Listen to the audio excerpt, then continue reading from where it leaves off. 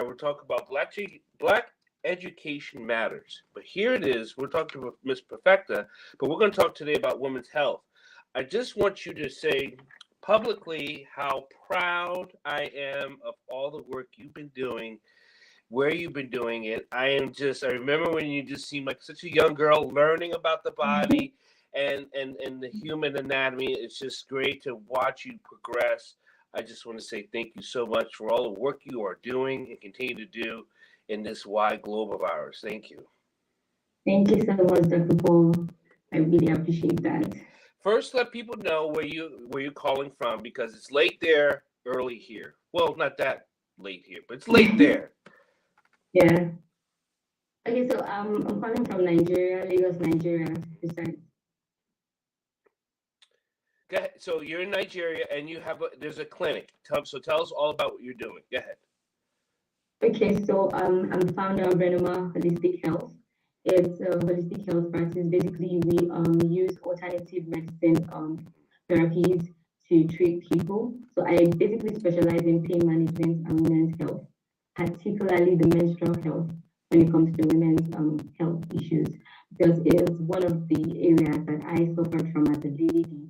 And so I took it upon myself after getting better and understanding more, right? I had to study to understand more, by the way. And then so now I help ladies journey to a pain-free life.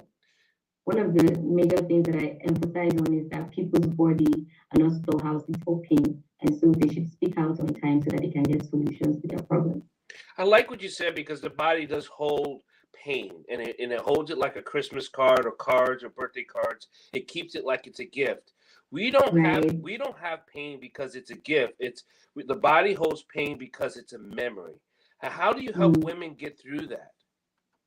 Okay, one of the things that I always emphasize with them is that there's this mind, body, soul connection and all of that. So sometimes most of the things that they suffer from physically might be as a result of an emotional pain or trauma that they have experienced in time past, or as maybe like what do you call it, and lack of proper education. So there's a knowledge gap in the way they actually live their lives.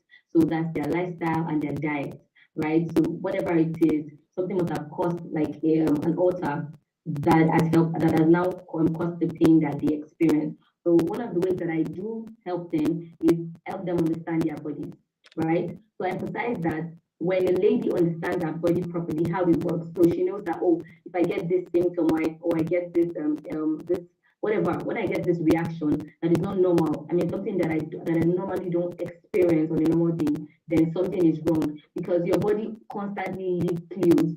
There's nothing just happens. Like you don't just wake up and then the next thing it's like 100%. So you don't just go straight to chronic. Like there's signs, there's symptoms. Like you don't just keep trying, and then signs, right? Symptoms that they experience that we call signs, rather. So the body keeps giving them these clues, and then they have to always find a way to understand that, okay, when I experience this, my body's communicating something with me. So I own in on explaining how to understand their bodies, so that they can distinguish between this is a clue that my body is giving me to own in on, and this is what's normal. So that's what I try to help them do. You know, one of the things you say, I love it, because the practice I've been doing for such a long time, it is what you call being the self-detective. Understanding the clues. That is so key. People want to know the answers. Stop looking for answers and start recognizing the clues, because the clues are the breadcrumbs that's been broken off on the big pieces of bread. So why have so many women in Nigeria, or the women that you come across, have problem with menstrual issues? What's going on? What is going on? Let us know. Okay, so one of the problems is they rely on the app to tell them everything that is going on in their bodies. So yes, there's a place for modernization. That's the inventory of apps and all of that to track their cycle, to tell them when this is happening or that is happening. What I keep saying is the app cannot tell you what is going on in your body as much as you would know what's going on in your body. So your ability to journal through them. So I experienced this on day 1 to 7, I experienced that day 7 to 14. I experienced whatever it is that you can journal. That would amount to so much for you as an individual than what the app tells you. So there's this large information gap It's so much that even when you see, it's not just for the young ladies, even the older ones these days, I see them in my practice. They don't even understand. So they're trying to conceive, and they still don't understand their cycle. So how do you optimize fertility or conception when you don't even understand your cycle? And we know now that your menstrual cycle is the fifth vital sign. So like the blood pressure, the temperature, and all of that, the menstrual cycle is considered the fifth vital sign. This means that if all a lady can do for 30 days is understand a menstrual cycle, it's something I have done. It's a reality. It's not something I'm saying because it's theoretical. For the last 4 years, I've tracked my cycle every single month. And so all I do every other month that has averted me from falling ill is understand what's going on in my body for the next 30 days. So I just try to replicate that for the next 30 days, and then the next 30 days, and the next 30 days. And I have found out that for 4 years, I've not been ill because I took my menstrual cycle as a vital sign to tell me what's going on with me, the color of my blood, the consistency, the pain, and all of that. So it's really, really essential because they don't pay attention to this at all. You know, one of the things that like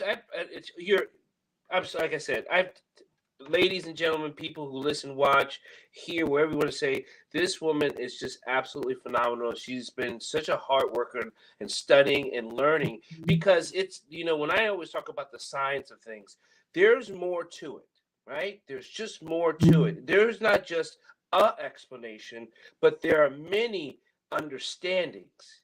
That's the difference. And the fifth cycle, when you talk about it is understanding a menstrual cycle is the signs that the body is talking to you. Understanding the blood color, understanding the thickness, understanding the thinness. And all this can still be, and I talk to women's bodies are more amazing than men. Men are boring. but the hormonal cycle and how it elevates the tracks, right? And the chemistries in the body and the endorphins that it dumps, what it releases, what it holds back. It's absolutely amazing. And I love it that you're teaching it because even here in the States, they don't teach it. They keep wanting these people to come back for what you call money health, not real health. Right. I like what you just said now because the doctor of the future is someone that teaches them how to actually understand their body and prevent illness. You didn't just sell a pill to someone. You didn't just say, "Oh, get this." How about try to understand what's wrong with you so that after taking that medication, you can avert coming back to the hospital for that same problem again. So the clinic is doing well, but let's talk about the speaking engagement you had recently that you were invited on the show. Let's talk about that because there's some accomplishments that you should be proud of. I'm proud of you. So tell us what's been going on. Okay, so recently I spoke at a radio show. Spoke at a corporate corporate organization and wellness organization. I've been doing that a lot this year. It's not something I've not been doing before, but I think it's coming more to limelight this year. So I speak at organizations. I teach them about holistic living and healing. So one thing I always emphasize on is that the body is capable to heal itself when it's placed under the right environment. So and then whatever we do, I keep saying this, it's not just about what you eat and what you drink alone. That plays a huge part. But most of the part that we neglect is also our emotions, what we consume, like in our mind. And that can create a stagnation. And we know that when there is a stagnation, there is pain. You understand that. So it's not just about what we eat. So one thing I always emphasize with them is pay attention to what you eat, pay attention to your lifestyle, but more importantly, or most importantly rather, pay attention to what goes on in your mind because stress and every other thing can also cause an imbalance in your body. So that's one of the things that I really emphasize on all of this speaking engagement. One of the things when you call it stagnation, you want to emphasize it's blood stagnation. Right. Let's talk about why blood stagnation causes the body to be sick. Okay, so this is one analogy I like to use. I keep making use of the fact that if someone is in a traffic situation and also unless the traffic warden eases up that traffic like ahead, that's when the cars would easily, the traffic situation will ease up. So in that like manner, when we consume things that are unhealthy, we help. Okay, so this is it. No disease can flourish if there is not a soil for it to grow on. right? So now this soil whatsoever that we create with our emotions, with the food we eat and all of that, creates that manifestation that this disease can easily flourish on. So by doing all of that, even through our emotions, when we experience extreme emotions of anger and all of that, we block this free flow of energy and blood, right? And so they cause stagnation, something like a stasis. I say if you just cause something to literally just congeal inside of you. So because you can lie to your body, you can lie to us rather that you're fine, but you can't lie to your body that you're fine. So your body understands that you're not fine. And so sometimes when it comes to women's health, the body will not prioritize ovulation. So then you don't see your period, or then your period comes earlier than it used to be. And you're like, what's going on with me? What is trying to tell you that? Is there something going on that you're not addressing? Because this is why you're getting this reaction. So everything boils down to our lifestyle, what we think, what we eat, and everything that causes that stagnation. And that's why I tell people this is one of those things I teach with emotional reaction training. People say, well, what's the reaction? Is it how I react? No, it's how understanding how your body's reacting. The external is easy. If you're mad, don't touch your ear or something. But your body is not going to lie. It's going to react. It has to. It's a chemical dump. There's certain things you keep repeating in the talks you're having with women, and women are just not getting. What are those 5 top things? What is pain? Yeah. I successfully coined a quote. It's your body is not a storehouse for pain. Your body is not a storehouse for pain. Don't get used to it. Don't nurse the pain. It's not your baby.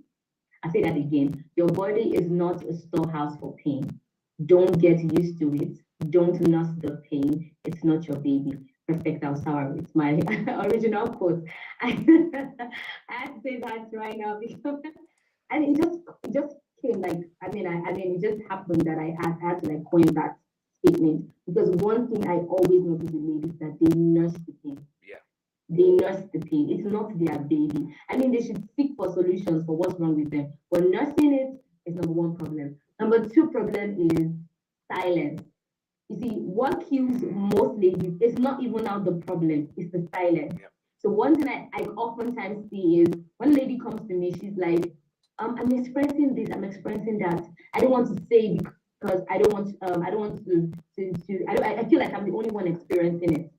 And then 90% of the ladies say the same thing. I'm the only one experiencing it. I'm the only one experiencing it. And I'm like, this same thing you're saying, someone else feels she's the only one experiencing it. So they keep quiet. And then when they keep quiet, it stays longer with them 1 year, 2 years. And then after it has skyrocketed, they can't take it anymore. Just the being quiet in itself creates the nursing of the pain itself. Just the quietness in itself.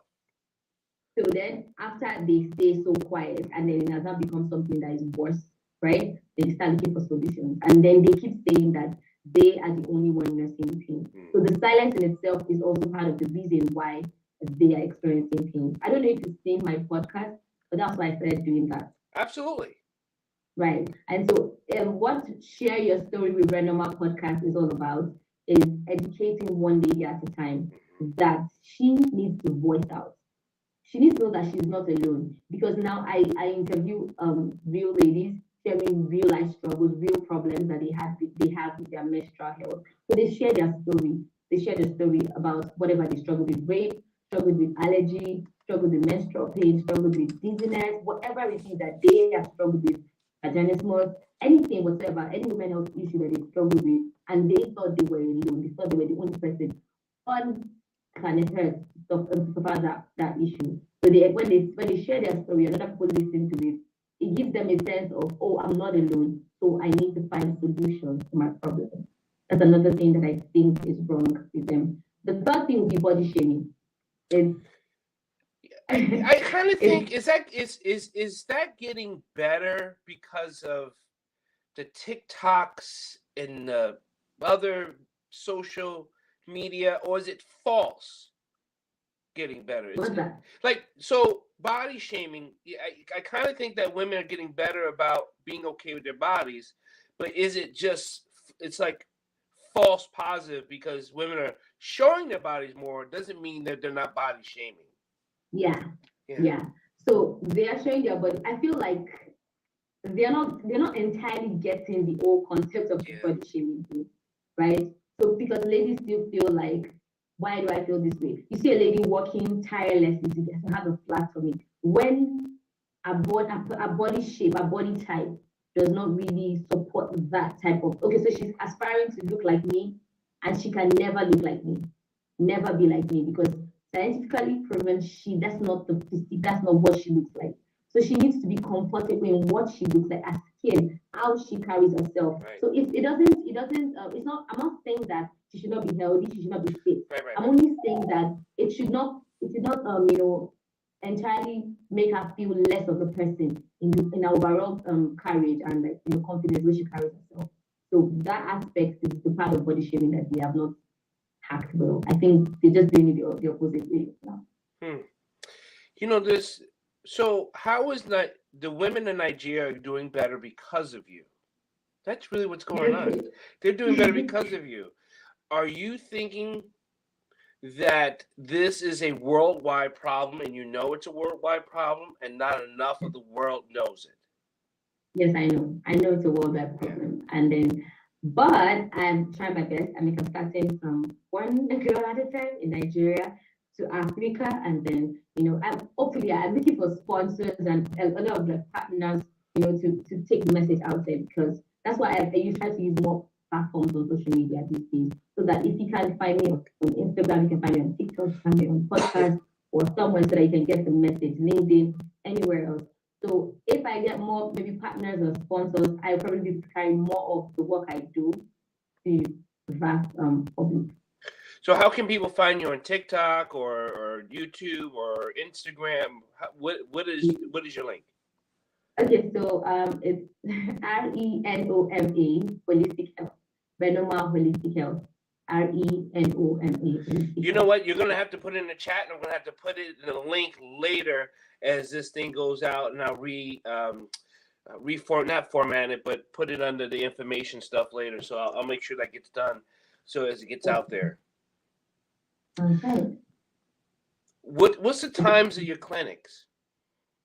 Okay, so I open Mondays through Saturdays, so 9 to 5, 6, thereabouts. But most times these days I do virtual consultations, because many people are not in Lagos, Nigeria. Okay. Right? So I don't want the fact that they're not physically in the same that they can't get the help. with me yes, so I do virtual, like telemedicine, right? Right. So I virtually consult for them, tell them what to do and how to do it. And then they join I have a women's aid community. It's called Benoma Women's Aid Community.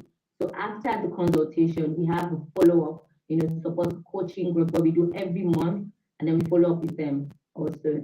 And that's basically what I do for them right now. I mean, those that cannot physically come to the clinic. Any last words before we take out of here? It'll be my quote. Your body is not a storehouse for pain. Don't nurse the pain. Don't get used to it. It's not your pain. I love it. Perfecta, I can say I can gloat about you all the time, and I do. But thank you so much for coming on. We'll have to do this more often. It's just hard with the time differences of where you are and where I'm at. But I am right behind you 100%. Thank you, everyone, for listening to Bridges Live. I'm Dr. Paul Dyer, and this is Ms. Perfecta. And we're talking about natural women's health and understanding that do not nurture your pain. Your pain is not your baby. Oh, thank you so much, Dr. Paul. Everyone have a beautiful evening. Stay blessed, stay kind, be compassionate, and get the understanding of your health. That's the most important thing. If you're unhealthy mentally, you're going to be unhealthy spiritually. If you're unhealthy spiritually and mentally, you're going to be unhealthy physically. So it's all connected because we are connected. Thank you, my dear. Thank you, Dr. Paul.